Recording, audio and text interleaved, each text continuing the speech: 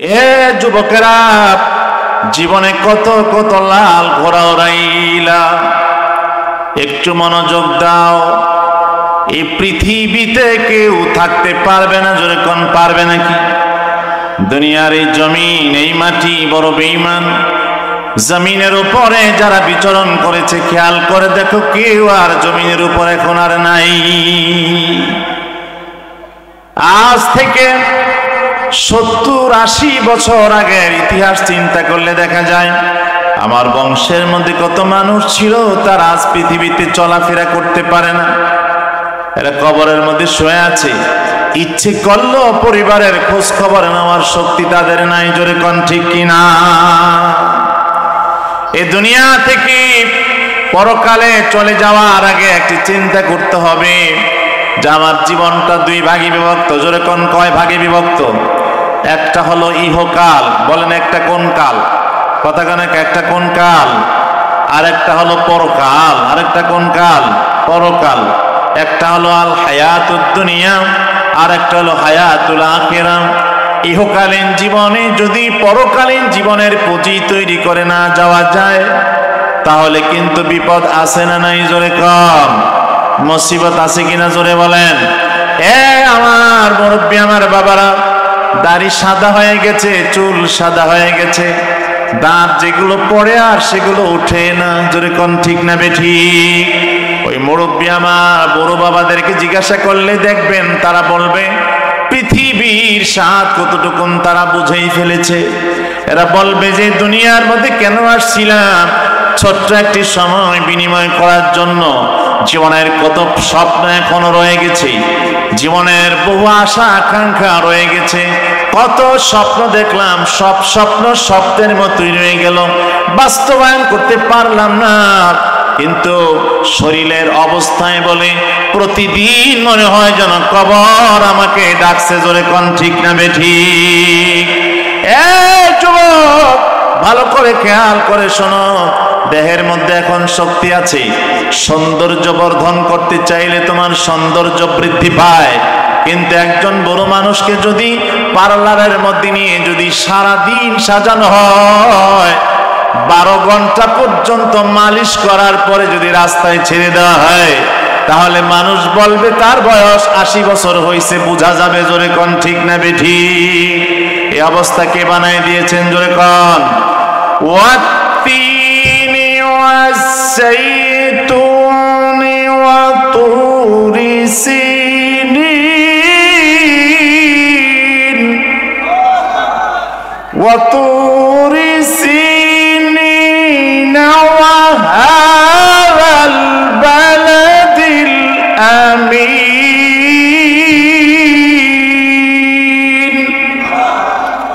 লাকাদ খালাকানাল ইনসানা ফি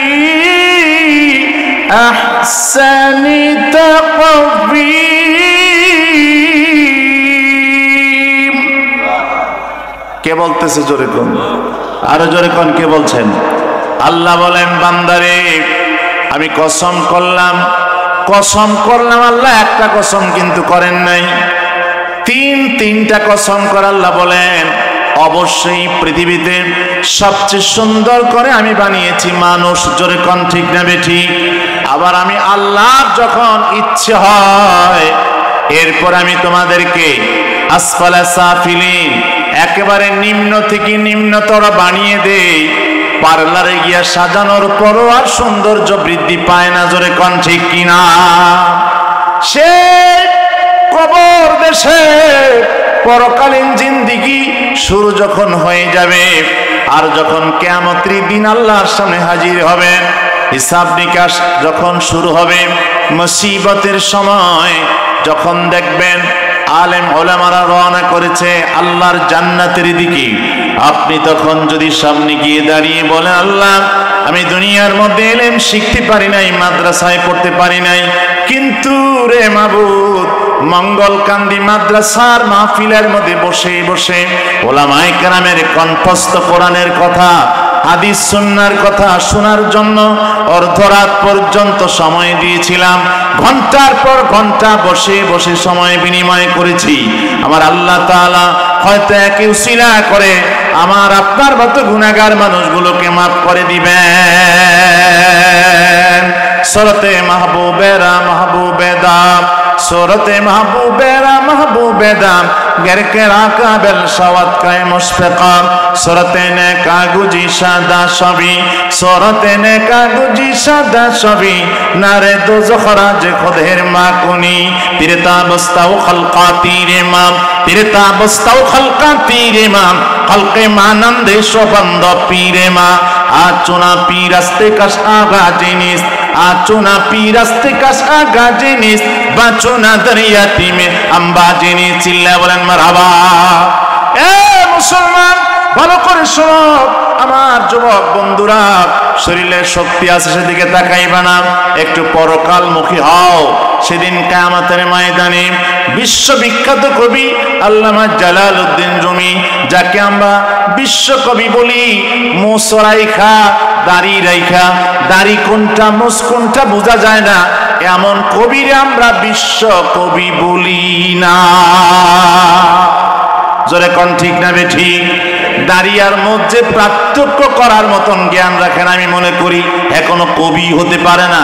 আমরা বিশ্বকবি বলবো তাদেরকে যারা ইসলাম মুসলিম বিশ্বের কবি, যারা ইসলামকে সামনে গিয়েছে, ইসলামী চেতনা গ্রন্থের ভিতরে জালালউদ্দিন রুমি বলেন, নারে দোজখ রাজ খুদ হেরমা কুনি, ওলামায়ে কেরামের ভালোবাসায়, মসজিদের ইমাম সাহেবের মহাব্বতে, মাদ্রাসার প্রিন্সিপাল শিক্ষককে ভালোবাসলে, হাফেজে কোরআনকে মহাব্বত করলে, কোরআনের কারিকে ভালোবাসলে, আল্লাহর কোরআনের কারণে, আল্লাহর কোরআনের দাওক বাহকদেরকে যদি কেউ যদি মহাব্বত করে, কিয়ামতের দিন কঠিন মুসিবতের সময় আল্লাহ তাকে জাহান্নামের আগুন থেকে মাফ করে দিবেন। জোরে কোন সুবহানাল্লাহ।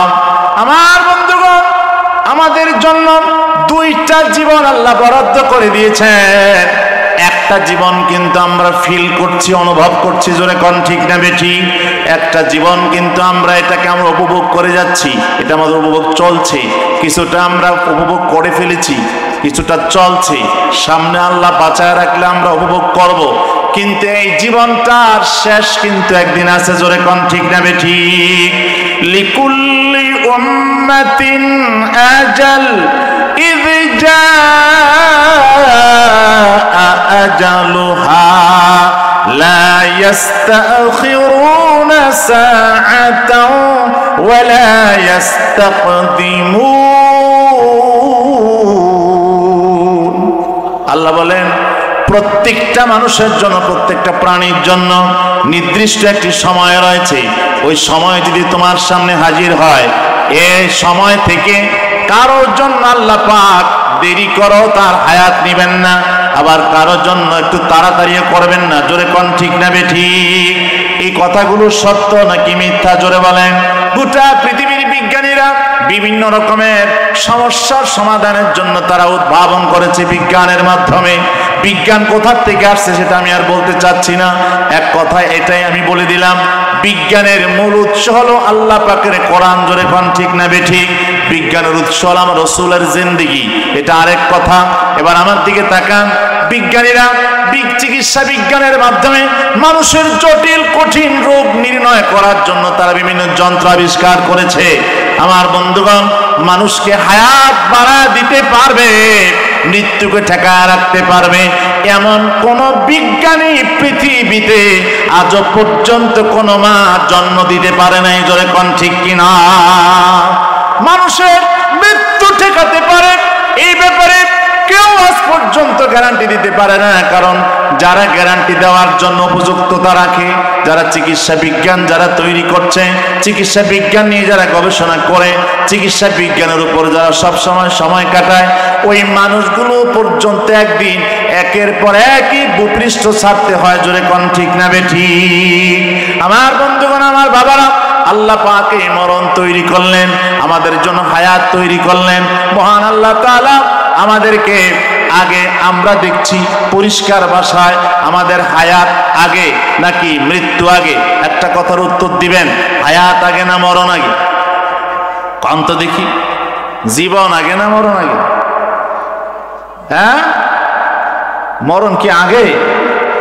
এখন যে বাচ্চা রয়েছেন বুদ্ধিমান মানুষও ট্যালেন্ট। কি কোন ঠিক না বেঠিক? আল্লাহ কোরআন শরীফে কি করে দেখেন, তাবারাকাল্লাযী বিয়াদিহিল মুলকু ওয়া হুয়া আলা কুল্লি শাইইন কাদির। আল্লাহ বলেন বরকতময় সেই সত্তা যিনি, যার হাতে পৃথিবীর রাজত্ব। রাজত্ব কার হাতে? জোরে বলেন। ডান হাত উঁচা করে সাহস নিয়ে, শক্তি নিয়ে, বীরত্বের মতো বলেন, রাজত্ব, শক্তি, ক্ষমতা কার হাতে? জোরে কোন? পৃথিবীর কোনো সোনার চাঁদের হাতে আল্লাহর ক্ষমতা কারো হাতে নাই। জোরে কোন ঠিক না ঠিক? তা দয়ের কথা, মেম্বার বলেন, চেয়ারম্যান বলেন, এমপি বলেন, মন্ত্রী বলেন, প্রেসিডেন্ট বলেন, এবং গোটা পৃথিবী যারা পরিচালনা করে নিজের হাতে সুইচ কন্ট্রোল করছে, তারাও একদিন তাদের পা ফসকে যায়। জোরে কোন ঠিক না ঠিক? আল্লাহ যাকে ইচ্ছে করেন ক্ষমতা দেন, আবার যার কাছ থেকে ইচ্ছে করেন ক্ষমতা ছিনিয়ে নেন। জোরে কোন ঠিক না ঠিক? কুলিল্লাহুম্মা মালিকাল মুলক তুতিল মুলকা মান তাশা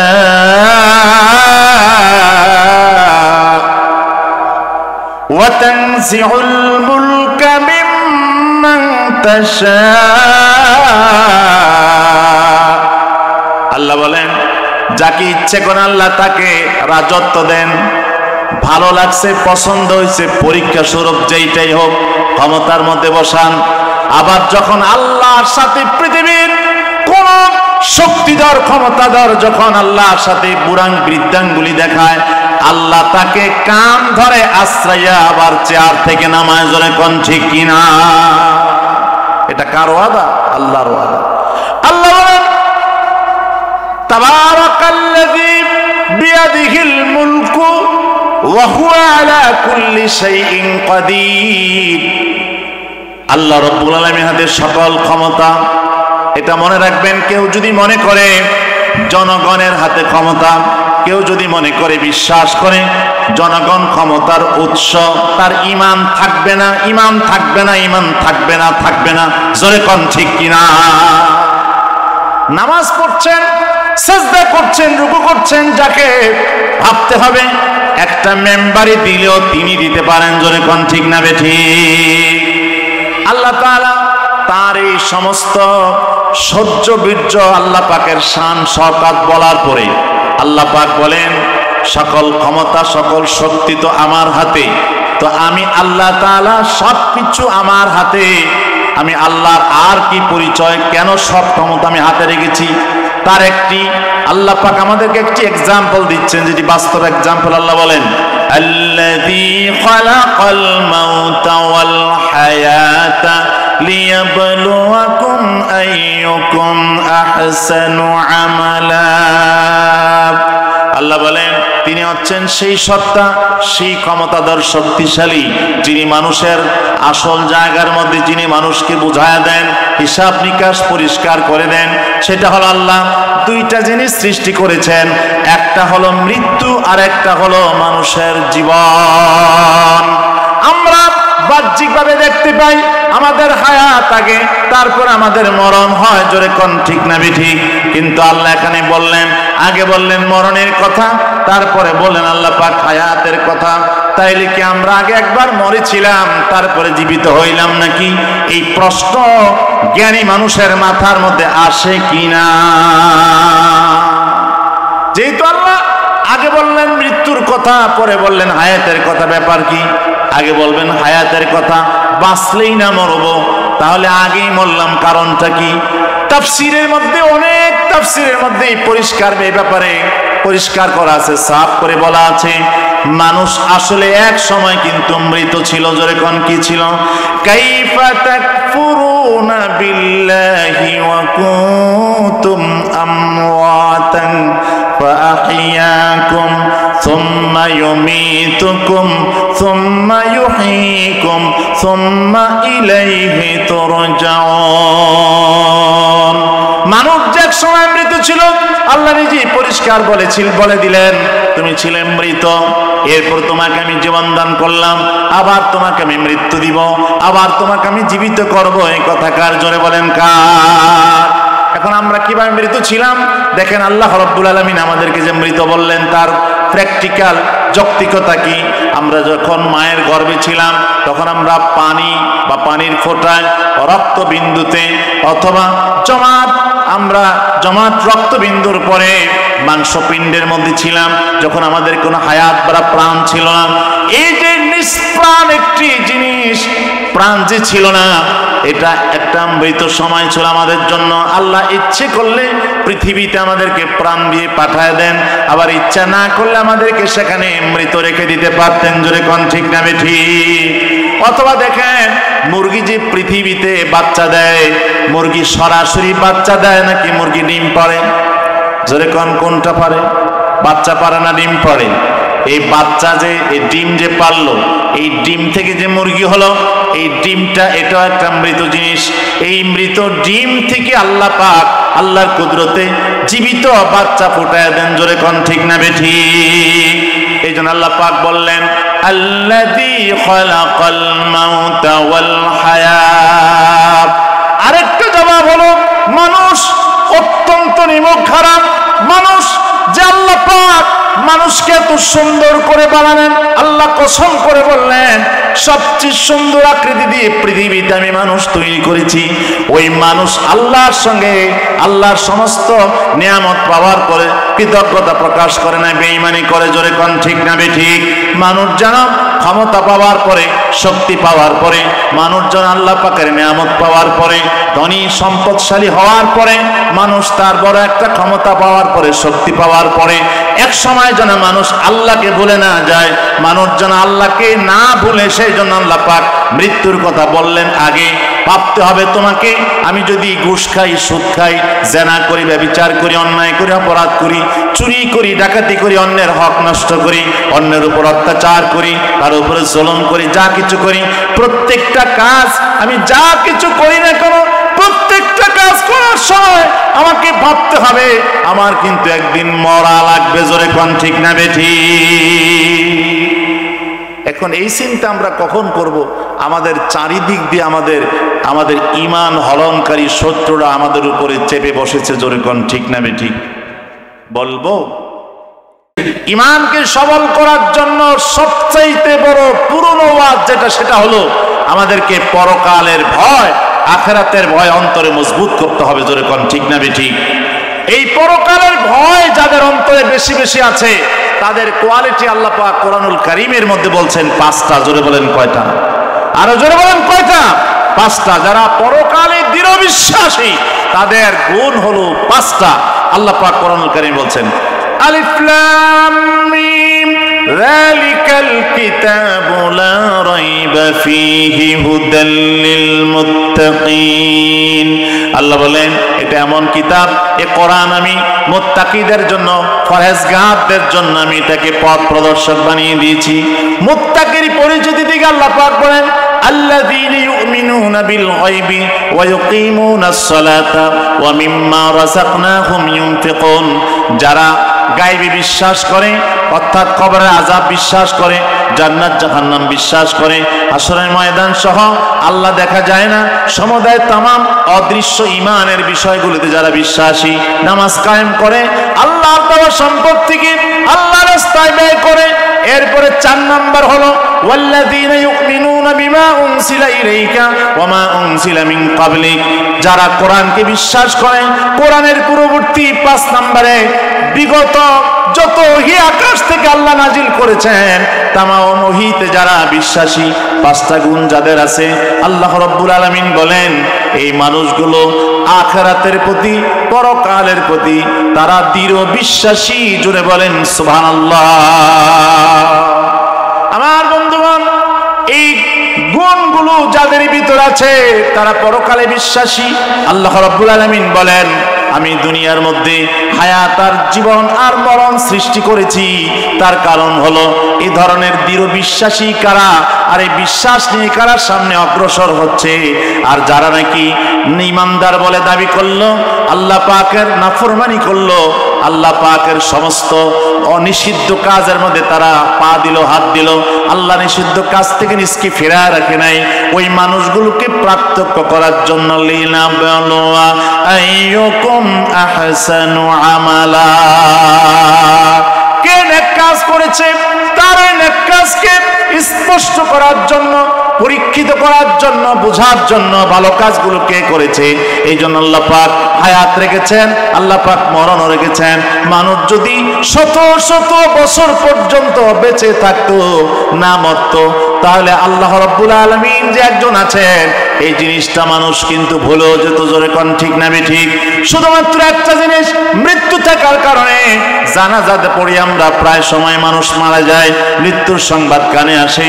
এটা শুধু আমার আপনার, শুধুমাত্র ওই মানুষগুলোর জন্য নয় যে আমার আপনার দায়িত্ব হলো তাকে জানাজা দেওয়া, কবর দেওয়া, কবরের পাশে দাঁড়ায় জিয়ারত করা, এই পর্যন্তই শেষ নয়। আমাদের সেখান থেকে শিক্ষা গ্রহণ করতে হবে। এই খাটিয়ার মধ্যে একদিন আমাকে আপনাকে শুইতে হবে, এই কবরের মধ্যে একদিন আমাকে আপনাকে ঢুকতে হবে। জোরে কোন ঠিক না ঠিক? একদিন কিন্তু মৃত্যুর ডাক আমার আপনার সকলের জন্য আসবে। সেদিন কিন্তু এই মৃত্যুর এই চাপ থেকে, মৃত্যুর এই প্রোগ্রাম থেকে, নির্দিষ্ট সময় থেকে কেউ বাঁচাতে পারবে না। জোরে কোন ঠিক না ঠিক? একদিন তোমারই নাম মসজিদে হবে এলান, একদিন তোমারই নাম মসজিদে হবে এলান। জোরে কোন ঠিক না ঠিক? একদিন তোমারই নাম মসজিদে হবে এলান, একদিন তোমারই নাম মাইকে হবে এলান। তৈরি থেকো, তৈরি রেখো, তৈরি থেকো, তৈরি রেখো, কবরের মাল সামান, একদিন তোমারই নাম মসজিদে হবে এলান। আমাদেরকে অবশ্যই মরতে হবে, আখেরাতে আমাদেরকে আল্লাহর সামনে দাঁড়াতে হবে। জোরে কোন ঠিক না ঠিক? আমার বন্ধুগণ, আমার বাবারা, ভালো করে খেয়াল করে শুনবেন। আল্লাহ রাব্বুল আলামিনের বান্দারা সেই পরকালকে কত বেশি ভয় পাইতেন। আমার দিকে তাকান, দেখেন। আমি আল্লাহ নবীর জিন্দেগীর একজন সাহাবীর পরকালের শাস্তির ভয় আপনাদেরকে শোনায় দেই। আমার দিকে তাকাইবেন, মনোযোগ দিয়ে শুনতে রাজি আছেন কিনা হাত উঁচু করে দেখান কারা কারা রাজি আছেন। একজন সাহাবীর গুনাহের শাস্তির ভয় কেমন ছিল শুধু একটা দেখাই। আল্লাহর হাবিবের একজন সাহাবী ছিলেন যিনি অত্যন্ত কম বয়স, অর্থাৎ এখনো পুরা যুবক হন নাই, তিনি বালক বয়স থেকে যুবকে উপনীত হচ্ছেন এমন একটি বয়স। ওই সাহাবীর নাম ছিল হযরতে সালাবা রাদিয়াল্লাহু তাআলা আনহু। সালাবা রাদিয়াল্লাহু তাআলা আনহুর দায়িত্ব ছিল আল্লাহর হাবিব যে কোনো সময় যে কোনো তথ্য সংগ্রহ করার জন্য সালাবাকে পাঠিয়ে দিতেন। তিনি ছিলেন নবীজির জন্য গোপন তথ্য সংগ্রহ করার জন্য, তিনি ছিলেন সাংবাদিক, সংবাদদাতা। সালাবা রাদিয়াল্লাহু তাআলা আনহুকে আল্লাহর হাবিব বললেন, সালাবা, অমুক বিষয়ে অমুক ব্যক্তির তথ্য তোমাকে সংগ্রহ করতে হবে। সালাবা রাদিয়াল্লাহু তাআলা আনহু তার তথ্য সংগ্রহ করার জন্য সকালবেলা নবীজির দরবার থেকে বেরিয়ে যায়। ঘুরতে ঘুরতে ঘুরতে ঘুরতে নবী যে এলাকার ঠিকানা তাকে বাতলায় দিয়েছেন, সে এলাকার মধ্যে অনেক ঘোরাঘুরি করার পরে কেমনে যেন বুঝতে পেরে চমক মহল্লার মধ্যে তার বাড়ি বাসস্থান, সেই দিকে তিনি রওনা করেছেন। রাস্তার পাশে দিয়ে তিনি হাঁটতেছেন আর ওই নির্দিষ্ট বাড়িটা তিনি খুঁজতেছেন। এমন সময় ওই রাস্তার পাশে একটা বাড়ির মধ্যে, একটা ঘরের ভিতরে, একটা বাথরুমের মধ্যে, গোসলখানার মধ্যে একজন মহিলা গোসল করে, পর্দা টানানো ছিল। বাতাসে সেই পর্দাটা সরিয়ে দিলে সাহাবী সালাবার দৃষ্টি অনিচ্ছায়, বিনা ইচ্ছায়, এমনি ভাবে ভুল করে তার একটি মাত্র দৃষ্টি ওই মহিলার দিকে পড়ে যায়। সালাবা রাদিয়াল্লাহু তাআলা আনহু চমকায়া উঠলেন, আরে পরনারীর প্রতি নজর দিলাম, তাও মহিলা দুর্বল সময় গোসলখানার মধ্যে আছে, কেন এটা হলো? তিনি ভয় পেয়ে গেলেন, বুকটা দুরু দুরু শুরু করেছে। যদি নেই সংবাদ, আমার আল্লাহ তাআলা প্রিয় নবীর কাছে পৌঁছায় দেয়, তখন আমার কি অবস্থা হবে? তিনি পেরেশানগ্রস্ত হয়ে গেলেন, টেনশনে পড়ে, দুশ্চিন্তায় পড়ে, চোখের পানিগুলো ঝরঝর করে পড়তেছে, আর বলে, আল্লাহ, আমার এই সংবাদ যদি আমার নবী জানতে পারে, আর আমি যদি এই সংবাদ জানার পরে নবীজির কাছে যাই, এমন হতে পারে আল্লাহর হাবিব আমাকে মুনাফিক সাব্যস্ত করবেন, বলবেন তুমি আমার সামনে আসলে আমার সাহাবীর সুরত ধরো, আর যখন দূরে যাও তখন তুমি মুনাফিক হয়ে যাও, তখন আমি কি করব? আল্লাহর হাবিব সাল্লাল্লাহু আলাইহি ওয়াসাল্লামের সামনে চেহারা আমি কেমনে দেখাবো? এই চিন্তা করে সাহাবা রাসূলুল্লাহ সাল্লাল্লাহু আলাইহি ওয়াসাল্লামের সামনে না যায়া, মদিনার দিকে না আইসা, তিনি উল্টা রওনা করেছেন মক্কার দিকে। শেষ পর্যন্ত মক্কার মদিনার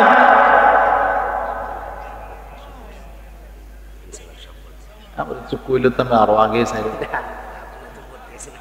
না না বলবেন না, আসতে আসতে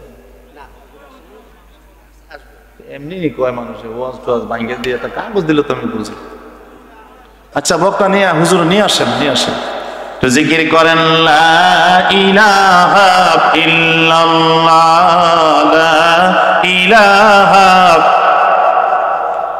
লা ইলাহা ইল্লাল্লাহ, লা ইলাহা। अल्लाह मेहरबान हमारा, अल्लाह मेहरबान,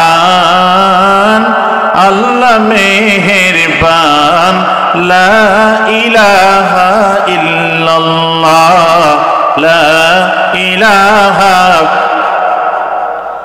ला इलाहा, ला इलाहा इल्लल्लाह, ला इलाहा, ला इलाहा इल्लल्लाह, मुहम्मदुर রাসূলুল্লাহ সাল্লাল্লাহু আলাইহি ওয়াসাল্লাম। আপনাদের কোনো সমস্যা হইতাছে, অসুবিধা হইতাছে? আমি কোনোদিন অভ্যাস নাই, টাইম যা দিব তার বাইরে আমি 1 মিনিটও কথা বলি না, এটা আমার আলোচনার অভ্যাস না। আমি হুজুরে আসতে জিজ্ঞাসা করেছি কতক্ষণ বলবো, বললো যে আপনি বলতে থাকেন। তো আমার উদ্দেশ্য হলো যখন বলবো যে সময় শেষ, আমার আলোচনাও শেষ। কিন্তু সময় জানা থাকলে, একটু আগে জানলে গুছায় ফেলা যায়, কি কোন ঠিক না ঠিক? তা আমিও শেষ করে দিচ্ছি। বলতেছিলাম সালাবা রাদিয়াল্লাহু তাআলা আনহু, তিনি মক্কা আর মদিনার ব্রড লাইনে, মক্কার বর্ডারের কাছাকাছি, ঠিক মক্কা মদিনার মাঝামাঝি অবস্থায় একটা পাহাড় ঘেরা এলাকার মধ্যে, ঘটনাটি হাদিসের ঘটনা, সেখানে গিয়ে তিনি পাহাড়ের উঁচু চূড়ার মধ্যে, জঙ্গলের ভেতরে, যেখানে মানুষ বসবাস করতে পারে না এমন জায়গার মধ্যে তিনি বাসস্থান তৈরি করলেন। সেখানে গিয়ে তিনি আল্লাহর কাছে তওবা করা শুরু করলেন যে, আল্লাহ, আমি যে পাপ করেছি, পরনারীর প্রতি দৃষ্টি নিবদ্ধ করেছি, অন্য নারীকে দেখেছি, আমি ইচ্ছে করে দেখি নাই, আমাকে মাফ করে দাও। আর আমার প্রিয় রাসূলের কাছে যার জন্য জীবনের সবকিছু ত্যাগ দিতে পারি, সেই রাসূল যদি জানতে পারে আমি একজন গোসলখানার পরনারীর প্রতি দৃষ্টি দিয়েছি, তাহলে হতেও পারে আল্লাহর হাবিব আমাকে কঠিন শাস্তি দিবেন, আমি সাহাবীদের সামনে জীবনের সবচেয়ে বড় অপমান হব। আল্লাহ, তুমি আমারে মাফ করে দাও, আমারে ক্ষমা করে দাও। কান্না করছেন, চোখের পানি ছেড়ে জারে জার হয়ে। এই অবস্থা আল্লাহর নবী বেশ কিছুদিন পর্যন্ত সাহাবার অপেক্ষা করেছেন, কিন্তু সাহাবা তার ফিরে আসছে না। রাসূলুল্লাহ সাল্লাল্লাহু আলাইহি ওয়াসাল্লাম হযরত ওমরকে ডেকে বললেন, ওমর, তুমি আর কয়েকজন সাহাবীকে নিয়ে তুমি তাড়াতাড়ি প্রতিনিধিত্ব করে যাও সাহাবার খোঁজে। ঠিক এই রাস্তায়, এই পথে ঘুরতে ঘুরতে সাহাবাকে পেয়ে যাবে। আমার প্রিয় সাহাবাকে না দেখলে আমার ভালো লাগে না। সে কি আসলে কোনো মানুষ তাকে, কোনো শত্রুপক্ষ তাকে মেরে ফেলেছে, নাকি তাকে আটকিয়ে রেখেছে, নাকি সে আসলে আমার কথা মানতে গিয়ে কাজ শেষ করে আসতে পারে নাই, দেরি হয়েছে, না তার কি হয়েছে খবর নাও। হযরত ওমর ফারুক রাদিয়াল্লাহু তাআলা আনহু কয়েকজন সাহাবীকে নিয়ে সাহাবা রাদিয়াল্লাহু তাআলা আনহুকে খোঁজার জন্য রওনা করেছেন। ঘুরতে ঘুরতে ঘুরতে ঘুরতে অনেক রাস্তা পর্যন্ত চলে গেলেন। যাওয়ার পরে এক জায়গায় গিয়া কিছু লোক পাইলেন, তারা কৃষি কাজ করে। এদেরকে জিজ্ঞাসা করলেন, রাখাল, কৃষি কাজের কৃষক। বললেন, ভাই, আপনারা কি এই ধরনের লম্বা, উঁচু আকৃতির, সুন্দর, সুঠাম দেহের অধিকারী এমন একটা মানুষকে আপনারা কি দেখেছেন? বালক বয়সের, যুবক উপনীত হচ্ছে মাত্র, নবযুবক। তারা বলল, তবে আপনি যেমনটা বলছেন এমন একটা লোক আমরা দেখেছি, কিন্তু সেই লোকটাকে তো এইভাবে আমরা চিনি না। তাকে আমরা চিনি যে সে সব সময় কান্না করে চোখের পানি ছেড়ে কাঁদে, এমন একটা ছেলেকে আমরা চিনি। আপনার সাথে ট্রাকসারের বক্তব্য কিছু মিল আছে। ওমর রাদিয়াল্লাহু তাআলা আনহুকে বললেন, সে প্রতিদিন নির্দিষ্ট একটি সময় দুপুরবেলা আমাদের রাখালদের কাছে আসলে আমরা এখান থেকে ছাগল, ভেড়া, দুম্বার দুধ দহন করে তাকে পেয়ালা ভর্তি করে দিই।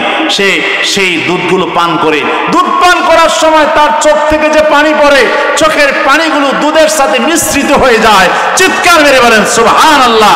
এই একটা অপরাধের কারণে ইচ্ছা করে করোনার দৃষ্টি নিক্ষেপ করেন নাই, শুধুমাত্র অনিচ্ছায় ভুল ক্রমে অজানাভাবে তিনি দৃষ্টি নিক্ষেপ করে এতটা আল্লাহর আযাবের ভয় তার অন্তরে যে তিনি চোখের পানি দিয়ে দুধ ভিজায় দেয়, দুধের সাথে চোখের পানি বিস্তৃত হয়ে যায়।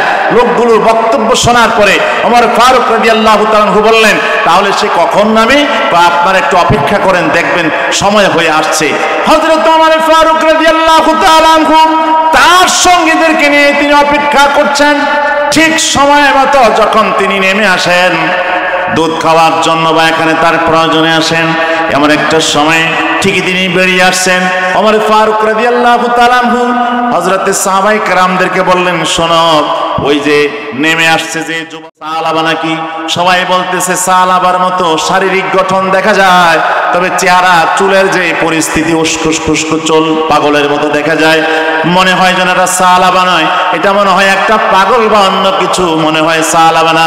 ওমর ফারুক রাদিয়াল্লাহু তাআলা আনহু বললেন, ও আমার সাথীরা, আমার বিশ্বাস পাহাড়ের উপর থেকে পাহাড়ের কোল ঘেঁষে যেই বালকটা নেমে আছে এটাই আমাদের নবীর প্রিয় সাহাবী সালাবা মনে হয়।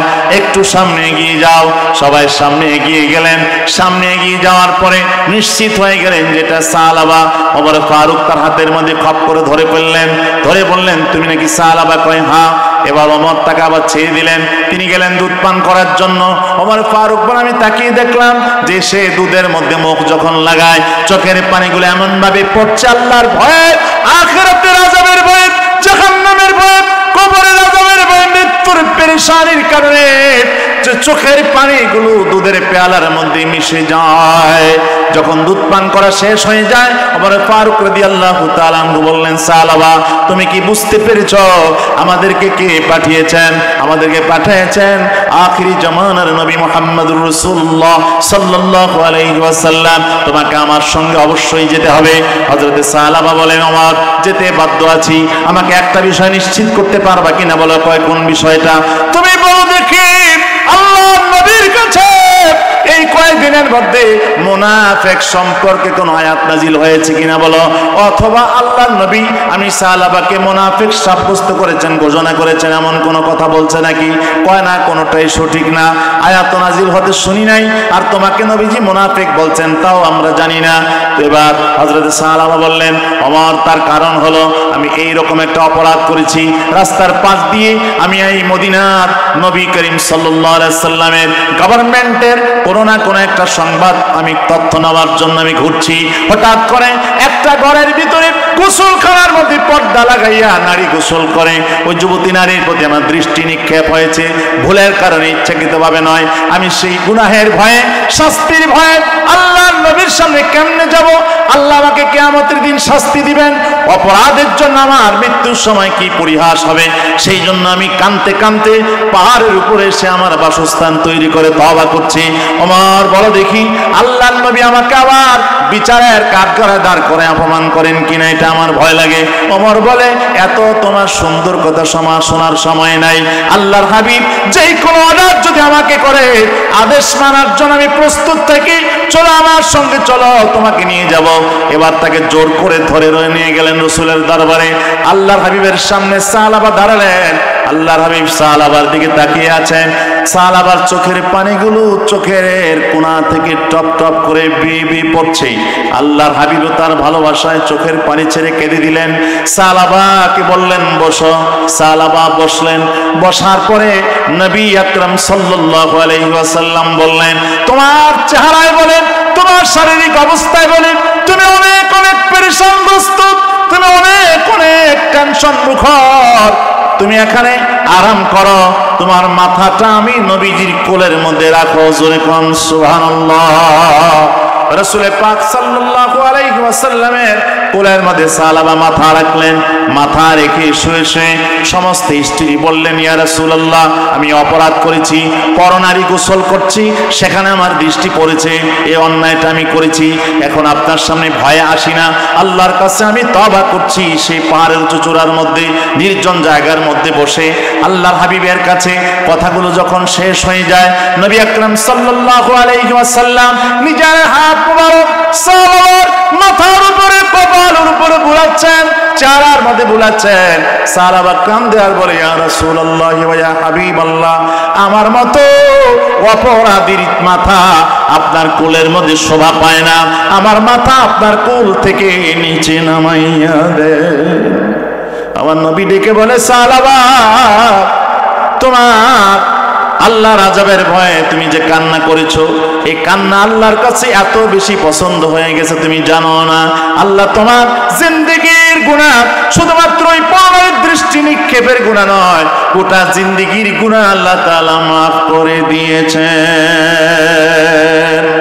এবার সাহাবা বলে, ইয়া রাসূলুল্লাহ, আমার শরীরের চামড়ার ভিতর দিয়ে মনে হয় যেন বড় বড় পিপিলিকা হেঁটে যায়, আমার কাছে এমন মনে হয়। আল্লাহর হাবিব বললেন, সালাবা, এগুলো পিপিলিকা নয়। মানুষকে যখন আজরাইল রূহ নেওয়ার জন্য শরীরের মধ্যে হাত লাগায়, টাচ করে আজরাইল, তখন মানুষের দেহের মধ্যে এমন কিছু অনুভূত হয়, এটা আজরাইলের স্পর্শ। তোমার হাতে মৃত্যুর সময় করে গেছে। সাহাবা রাদিয়াল্লাহু তাআলা এমন সময় কালিমায়ে শাহাদাত পাঠ করছেন, আর সাহাবা রাদিয়াল্লাহু তাআলা আনহুর মাথা নবীজির কোলের মধ্যে রেখে তিনি দুনিয়া থেকে বিদায় হয়ে যান।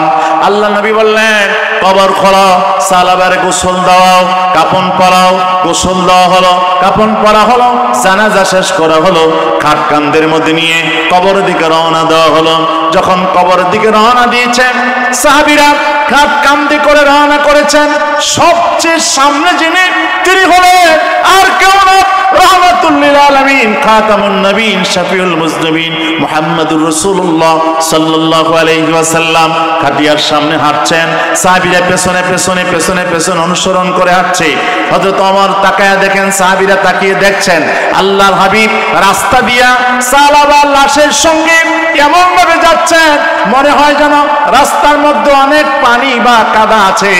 নবীজি তার কাপড় চোপড় দুই হাত দিয়ে আঁটু সাঁটু করে ধরছেন, ধরে চিপে চিপে দুই পায়ের আঙ্গুল টিপে টিপে রাস্তার মধ্যে হাঁটেন। মনে হয় যেন অনেক পিচ্ছিল রাস্তা, মনে হয় যেন রাস্তার মধ্যে হাঁটার জায়গা নাই। হযরত ওমর একটু সামনে বললেন, নবীজির কাছে গিয়ে বলে, ইয়া রাসূলুল্লাহ, আপনার ডানে বামে সামনে পেছনে বাধা দেওয়ার মতন তো কেউ নাই, কোনো বাধাগ্রস্ততার কিছু নাই, প্রভেদ নাই যে আপনার সামনে কেউ আপনার সামনে দাঁড়িয়ে আছে, মানুষের সমাগম এমনটা কিছু নয়। আপনি তো পরিষ্কার পরিচ্ছন্ন রাস্তা দিয়ে হাঁটছেন, কিন্তু আপনার চলার গতি এমনটা কেন? কাপড় চোপড়গুলো টেনে ধরছেন কেন? বিশ্বনবী মুহাম্মদুর রাসূলুল্লাহ সাল্লাল্লাহু আলাইহি ওয়াসাল্লাম বলেন, ওমর ওমর, আমার সালাবার তওবা আল্লাহ পাকের কাছে এমন ভাবে কবুল হয়েছে রে ওমর,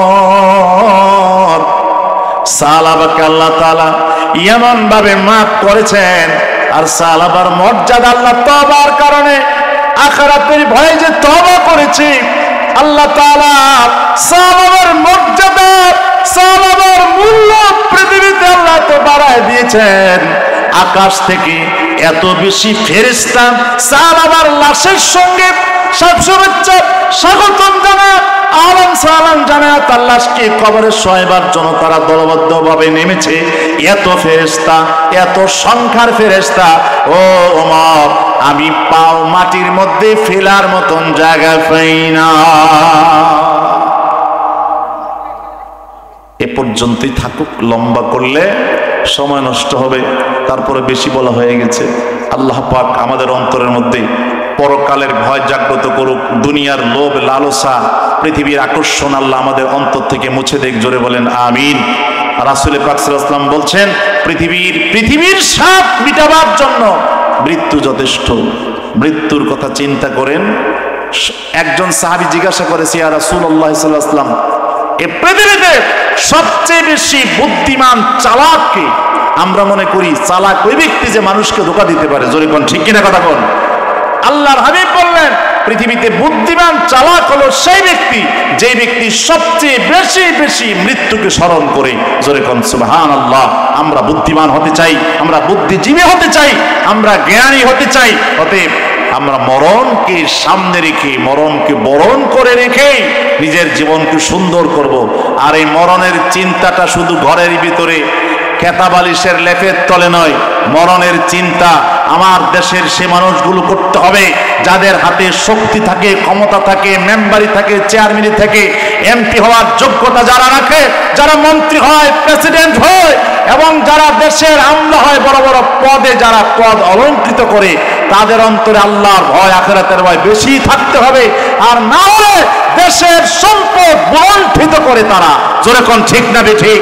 আল্লাহ সকলের অন্তরে আখিরাতের ভয় জাগ্রত করুক। জোরে বলেন আমিন। আসসালামু আলাইকুম ওয়া রাহমাতুল্লাহ।